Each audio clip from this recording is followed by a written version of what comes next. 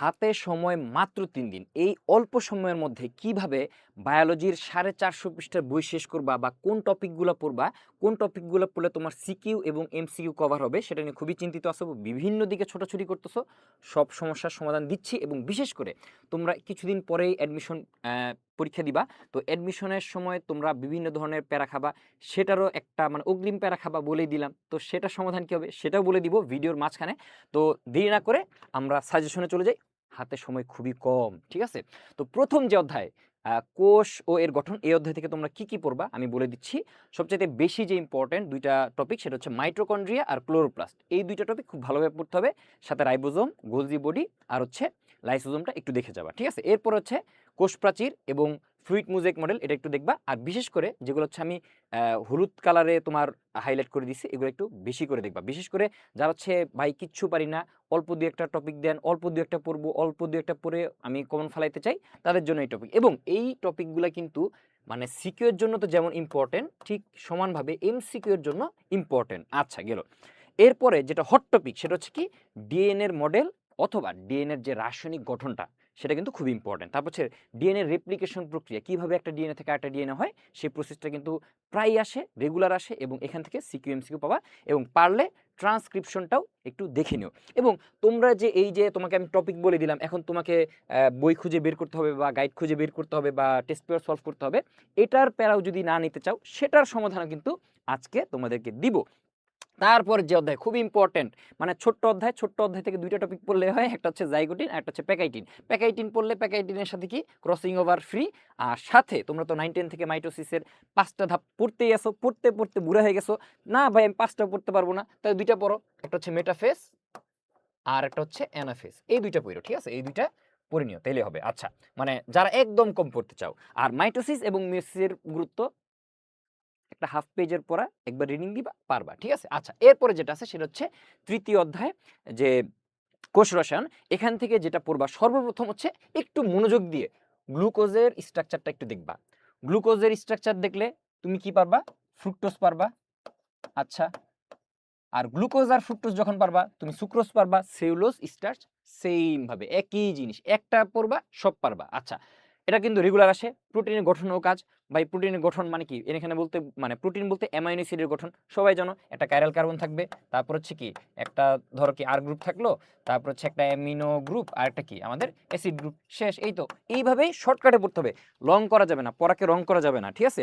যতটুক বলবো ঠিক ততটুকুই পড়বা বই খুলে, এর বেশি পড়তে যাবে না, ঠিক আছে? তারপর হচ্ছে এনজাইমের ক্রিয়া কৌশল ও কাজ। এই যে তোমার তালাচাবি মতবাদ, এটা কিন্তু বইয়ে জাস্ট ২ টা প্যারা, একটু মনোযোগ দিয়ে পড়ো। যে জীবনও পড়ো নাই, তোমরা কিন্তু ফুটবল নিয়ে অনেক অ্যানালাইসিস করছো, আমরা জানি যে তুমি পারো, তোমার মাথায় এই মানে বুদ্ধিটা আছে। তাহলে এই বুদ্ধিটা একটু কষ্ট করে বইটা খুইলা ২ টা প্যারা পইড়া ফেলো। আচ্ছা, শেষ। তারপরে যেটা আছে সেটা হচ্ছে আমাদের চতুর্থ অধ্যায়। চতুর্থ অধ্যায় টপিক বেশি, একটু কষ্ট করে ভালো করে পড়তে হবে। কিন্তু চতুর্থ অধ্যায় কিন্তু মজার অধ্যায়, একটু বুঝলেই কাজ হয়ে যায়। টি2 ব্যাকটেরিওফাজের গঠন গুরুত্ব লাগবে না, তুমি গঠন পড়লেই হবে। লাইটিক চক্র, কিভাবে লাইটিক চক্রটা হয় এটা একটু দেখবা। লাইসোজেনিক চক্র একটু কম ইম্পর্টেন্ট, চাইলে পড়তে পারো। তারপর হচ্ছে ডেঙ্গু রোগের লক্ষণ, প্রতিকার এবং প্রতিরোধ। ডেঙ্গু রোগ মানে তোমরা সবাই জানো যে ডেঙ্গু রোগ হলে কি হয়। এই যে এগুলো হচ্ছে মানে বাংলা পড়া একবার মানে বইয়ে দেখো, বইয়ে কিন্তু খুব বেশি কিছু লেখা নেই। তুমি যতটুকু মনে রাখতে পারো ৩টা ৪টা করে লক্ষণ, প্রতিকার পড়ে রাখবা, শেষ। তারপর হচ্ছে ব্যাকটেরিয়ার গঠন, আশা করি এটা নিয়েও তোমরা প্যারা খাবে না। তারপর হচ্ছে ব্যাকটেরিয়ার অর্থনৈতিক গুরুত্ব, ঠিক আছে? কি আমাদের ভালো করতেছে, কি খারাপ করতেছে ব্যাকটেরিয়া, এটা একটু দেখবা। তারপর হচ্ছে ম্যালেরিয়ার জীবনচক্র চিত্র সহ, খুবই ইম্পর্টেন্ট। এর মধ্যে যদি আরো ইম্পর্টেন্ট কোন একটা জিনিস পড়তে চাও সেটা হচ্ছে কি অ্যামিবয়েড ট্রফোজয়েড দশা। অ্যামিবয়েড ট্রফোজয়েড দশা, ঠিক আছে? একটু ভালো করে দেখে যাও, ঠিক আছে? তারপর হচ্ছে ম্যালেরিয়া জ্বরের লক্ষণ, প্রতিকার ও প্রতিরোধ, এগুলো কি বাংলা পড়া একটু রিডিং দিলে আশা করি পারবা। তারপর হচ্ছে ইউলোথ্রিক্স এবং অ্যাগারিকাসের গঠন খুব ভালোভাবে পড়তে হবে, ঠিক আছে? এবং এদের যদি জনন পড়তে পারো আরো ভালো। কিছু যদি পড়তে না পারো জাস্ট গঠনটা একটু বই থেকে দেখে নিও, ঠিক আছে? একবার বাসায় একটু প্র্যাকটিস করো, ১-২ বার। আলুর বিলম্বিত ধসা রোগ এবং দাঁত রোগের লক্ষণ কি এবং এখান থেকে প্রতিকার হিসেবে আমরা কি করতে পারি, ছত্রাক, শৈবাল এবং লাইকেনের অর্থনৈতিক গুরুত্বগুলা কি, এগুলো একটু দেখতে হবে। বাংলা পড়া একবার রিডিং দিলে আশা করি পারবা, একটা মাথায় থাকবে। তারপর হচ্ছে শৈবাল এবং ছত্রাকের মধ্যে পার্থক্য, এটাও একটু দেখে যাও, ঠিক আছে? আচ্ছা, এখন যেটা তোমাদেরকে বলতে চাইছিলাম যে তোমাদেরকে একটা সুখবর দিব অ্যাডমিশনে, বায়োলজি নিয়ে তোমরা প্যারা খাবা। সেটার জন্য তোমাদের সুখবরটা কি সেটা বলতেছি। সেটা হচ্ছে যে অ্যাডমিশনের সময় পড়তে গিয়ে তোমরা যেই প্যারাটা ফেস করবা সেটা হচ্ছে তুমি যেখানে মন চায় সেখানে কোচিং করো, সমস্যা নাই। তো পড়তে যেটা সমস্যায় পড়বা যে পড়তে বসছো হুট করে তোমার মাথায় এই মানে একটা পড়া আসছে যে তুমি এই জিনিসটা বুঝতেছো না। তখন কি হয় সেটা বুঝতে যে তুমি কি এখন নতুন একটা ক্লাস দেখবা কিনা, আবার কোন বই খুলবা বা চ্যাট জিপিটির কতটুকু এখানে সময় দিবা। তো এখানে দেখা যায় কি যে তোমরা মনের মতো কি তোমাদের সলিউশনটা পাও না। দেখা যাচ্ছে কি তুমি 10 সেকেন্ডে হয়তো এটার একটা সলিউশন পাইতে পারো, কিন্তু আলটিমেটলি দেখা যায় কি এটার পিছনে যায় তোমার কিন্তু একটা সময় নষ্ট হয়ে যায়। তো তোমাদের জন্য আমি 26 বছরের জন্য যেহেতু বেশি কিছু করতে পারিনি, সেটা হচ্ছে তোমাদের জন্য এইটা আমি উদ্যোগ নিছি। ইনশাল্লাহ তোমাদেরকে নিয়ে একটা টেলিগ্রাম গ্রুপ খুলবো। তো সেই টেলিগ্রাম গ্রুপে তোমরা যারা অ্যাড থাকবা তাদের জন্য দুইটা জিনিস থাকবে। একটা হচ্ছে 24/7 তোমরা ওখানে মেসেজ দিতে পারবা, অবশ্যই দুষ্টাইম করবা না। দুষ্টাইম করলে ডাইরেক্ট লাথি মেরে আউট করে দিব। 24/7 তোমরা হচ্ছে মেসেজ দিবা আমি যতক্ষণ থাকি, এবং আমার আরও কয়েকজনকে আমি আনার ট্রাই করব যারা হচ্ছে 24/7 তোমাদের সমস্যাগুলোর সমাধান দিবে। এবং উইকলি একদিন তোমাদের যত সমস্যা, ঠিক আছে, উইকলি একদিন তোমাদের যত সমস্যা সেটা হচ্ছে আমরা আহ, একদম ডিরেক্ট বসে গুগল মিটে হোক বা জুমে বসে তোমার কি সমস্যা সেটা আমরা সলভ করে দিব, ঠিক আছে। তাহলে এই যে বিরাট চান্স, তুমি যেখানেই মন চায় ক্লাস করো সমস্যা নেই, যেখানে মন চায় তুমি ভর্তি হও, কিন্তু এই যে বিশাল রিসোর্স তোমাকে হচ্ছে আহ, একদম ফ্রিতে তোমরা পাবা। তো এটা কিন্তু অবশ্যই মিস করো না। তো তোমরা যারা এই এটা চাও, হ্যাঁ, তাহলে অবশ্যই তোমরা হচ্ছে অ্যাডমিশন লিখে একটা কমেন্ট করতে পারো।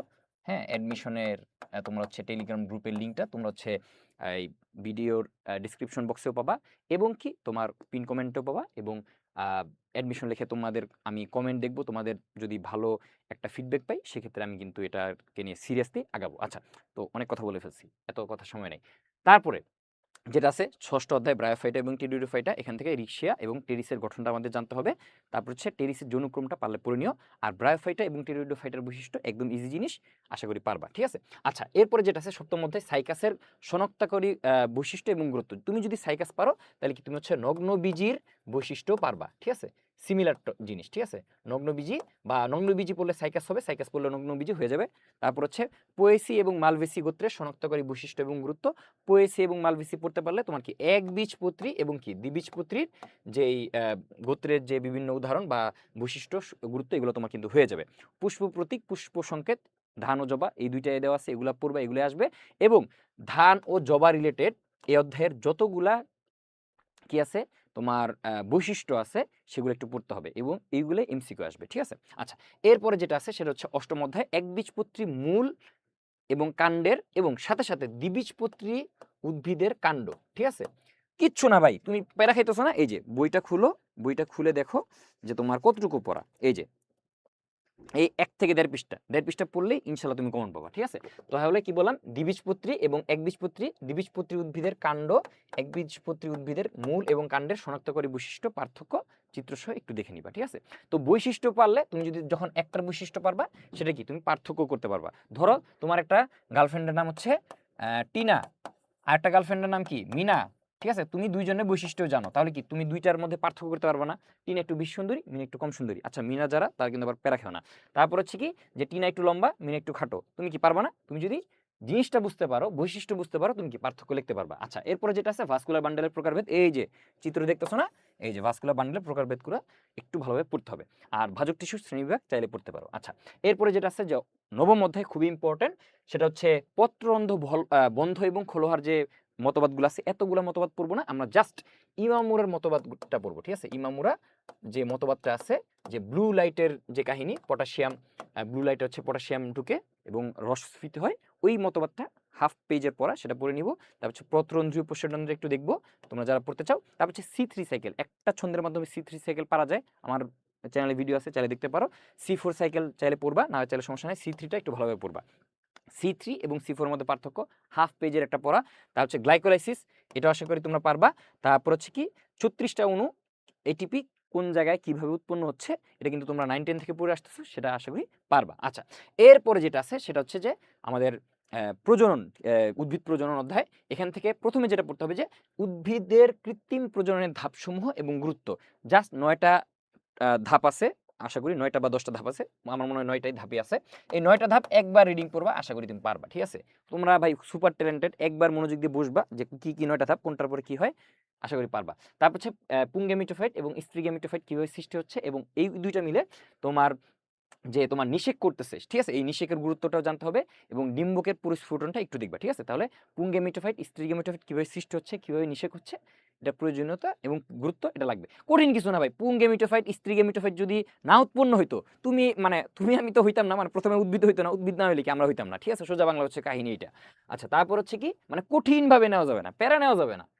মানে পড়ার মধ্যে মজা রাখতে হবে। তারপরে কি আছে আমাদের একাদশ অধ্যায় ২টা টপিক পড়তে হয়। টিস্যু কালচারের ধাপ এবং প্রয়োগ। টিস্যু কালচারের ধাপ কয়টা? ৮টা, শেষ।